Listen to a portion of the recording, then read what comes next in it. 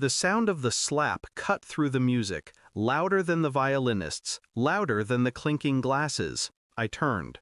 My mother-in-law's hand hung frozen in the air, her face twisted with rage. My niece stood there, cheeks flushed red, tears spilling. "Why did you pour wine on the wedding dress?" she screamed. Gasps rippled through the guests. My fiancé, radiant just seconds ago, clutched at her gown and snarled, "You'll pay for the damage." My niece's voice trembled. "I didn't do it! Please, believe me!" But no one did. Not her parents, not the guests who turned their heads, and not my bride, who clutched the stain on her white dress as if it were a wound. The staff hesitated, then one of them muttered, "We could check the cameras." The room stiffened. My fiancé's eyes darted, just for a second, toward her mother. It was a flash of something I wasn't meant to see. I felt it like a stone in my chest, heavy, sharp. That was the moment I stopped hearing the music. That was the moment I started listening to the silence underneath. The stain was blamed on a child, but the stain was older than that. I saw it in the way my bride's voice cracked, not with shock, but calculation, a performance. I had lived long enough with lies to recognize their rhythm. I told myself I was imagining it, that stress, nerves, champagne were twisting her face into something unrecognizable. But my niece's eyes, terrified, pleading, told me the truth.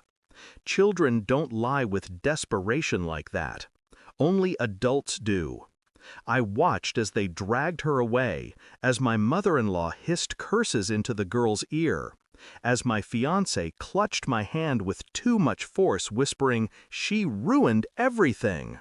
No, not everything. Something else was being revealed here, a pattern, a strategy. My bride wasn't protecting the dress, she was protecting herself. And I, the groom, was left to decide whether I would keep playing the part written for me or begin rewriting the script. The party continued, but my mind detached. Smiles, laughter, photographs, shadows flickering on a wall. I began watching, quietly. My bride laughed with her friends, but her eyes scanned the room, restless. She avoided the cameras. She avoided me. Later, when the staff confirmed technical difficulties with the security feed, I didn't argue. I just nodded, silent. But silence doesn't mean surrender.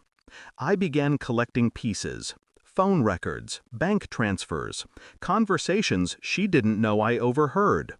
Patterns emerged, meetings that didn't add up, money that disappeared, lies so small they could almost be dismissed, until they began to form a shape. And in the center of that shape stood her mother. The slap, the accusation, the ruined dress, it wasn't chaos, it was choreography.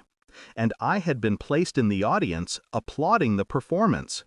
But now I sat quietly in the back row, memorizing every step, every gesture, waiting for the curtain to fall. The truth arrived in the form of a report, a background check, financial records, conversations caught in fragments. Together, they drew a map of deceit. My bride was not marrying me to build a life. She was marrying me to secure one. Her debts, her family's manipulations. The wedding was not a union, it was an extraction. And the wine on the dress? Staged, a diversion, insurance against suspicion. The night I confronted her, I didn't shout. I simply slid the folder across the table. Her face drained of color as she opened it. "You went digging?" she whispered. "No," I said softly. "I went listening." Her mother's hand trembled as she reached for the folder. I stopped her with a look. Cold, final. I didn't need to explain further. The evidence did that for me. The next morning, the guests awoke to whispers.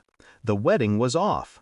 No explanation, no spectacle, just absence. I left the ring on the table. next to the stained dress, folded neatly in its box. I didn't demand repayment. I didn't demand apology. Silence was the weapon.